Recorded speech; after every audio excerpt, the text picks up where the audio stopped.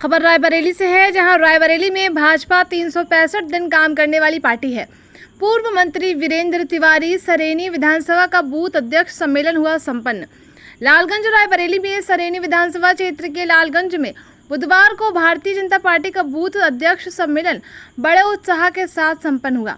सम्मेलन में पार्टी नेताओं ने 2027 के विधानसभा चुनाव की रणनीति पर मंथन किया और कार्यकर्ताओं को बूथ स्तर पर सक्रिय होने का मंत्र दिया।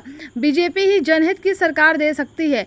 सम्मेलन को संबोधित करते हुए पूर्व मंत्री वीरेंद्र तिवारी ने कहा कि भाजपा 365 दिन काम करने वाली पार्टी है। उन्होंने दावा किया कि लोकप्रिय योजनाओं के बदौलत उत्तर प्रदेश में भारतीय जनता पार्टी 2027 में फिर से एक बार प्रचंड बहुमत से सरकार बनाने जा रही है। तिवारी ने कहा कि विपक्ष का काम केवल जनता के मुद्दों से भटकाना है, जबकि चुनाव होते हैं जो भी व्यक्ति बीजेपी का कमल निशान लेकर आएगा वो सरेनी विधानसभा में फतेह करेगा। विकास थम गया, कार्यकर्ता जनता के बीच हैं। देखिए पूरी रिपोर्ट संवाददाता निखिल पांडे के साथ। क्या कार्यक्रम था? पूरे उत्तर प्रदेश में भारतीय जनता पार्टी के द्वारा सभी बूथ अध्यक्षों का सम्मेलन एक ही तिथि में तय किया गया था। आज सरेनी विधानसभा में सभी बूथ अध्यक्षों का सम्मेलन आयोजित किया गया। 2027 के चुनाव में कैसे काम करेगी भाजपा जनता के बीच में?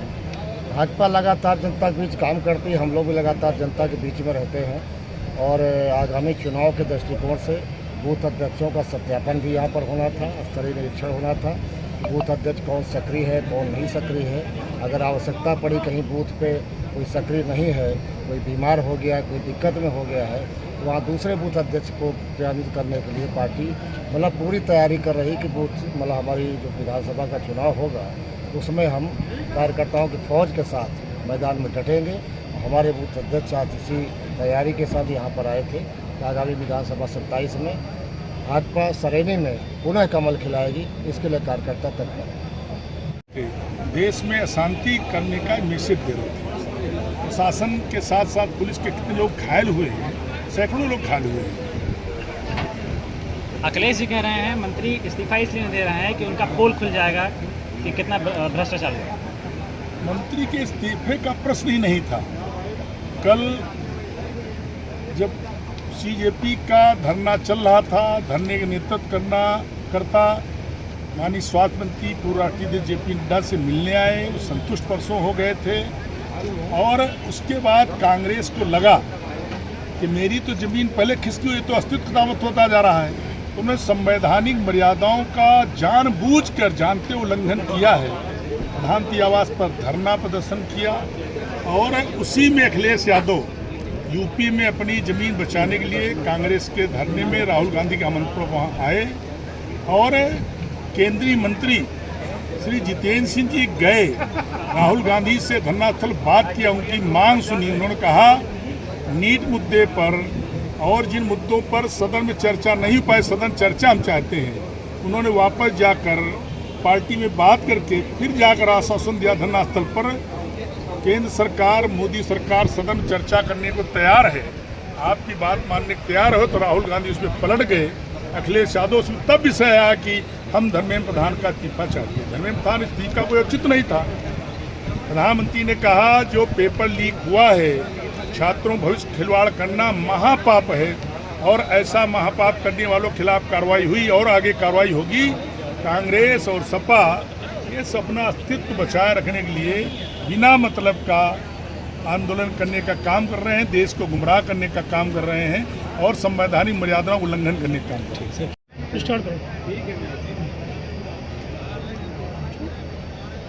आज क्या कार्यक्रम था? उत्तर प्रदेश भारतीय जनता पार्टी नेतृत्व की योजनानुसार आज एक ही दिन, एक ही तारीख को पूरे प्रदेश की सभी 403 विधानसभाओं में बूथ अध्यक्षों का सम्मेलन आयोजित किया गया। सर क्या उद्देश्य था इसका? उसी दृष्टि से मुझे रायबरेली जनपद की 182 विधानसभा सहीनगर क्षेत्र में मुझे आने का अवसर प्राप्त हुआ।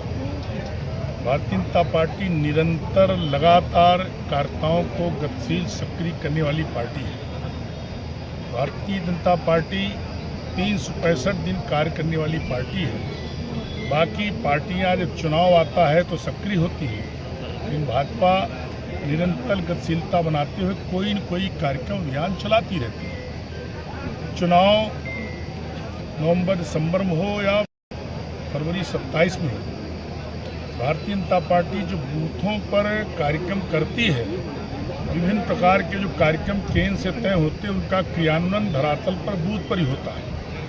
बूथ को मजबूत करना, बूथ पर हमारे लाभार्थियों को लाभ मिलने से भी कोई वंचित रह गया क्या, समाज के सभी वर्गों का बूथों पर समावेश हो गया क्या, समाज के सभी लोगों को विभिन्न लाभकारी योजनाओं का लाभ मिला क्या, अब भी कोई ऐसा किसान मजदूर माँ बहन है जो वंचित हो, खुले आसमान नीचे रहता है, अब भी कोई नागरिक मतदाता अंधेरे में रहता है, अब भी कोई माँ बहन चूल्हे में लकड़ी कंडे से रोटी बनाती क्या, ऐसी पूरी योजना बनाते हुए बूथ अध्यक्षों को आज प्रशिक्षण दिया गया, कुछ टास्क दिया गया है।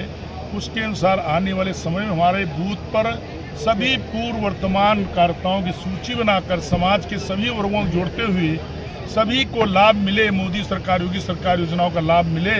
और जब भी चुनाव आए 2014, 17, 19, 24 की तरह 2027 में भी भारतीय जनता पार्टी की प्रचंड बहुमत की उत्तर प्रदेश सरकार बने, इसलिए बूथ मजबूत करने के लिए भारतीय जनता पार्टी ने योजना बनाई। उसी निमित्त आज मुख्य अतिथि रूप में मुझे आने का अवसर प्राप्त हुआ, मैंने वही विषय रखा। ठीक।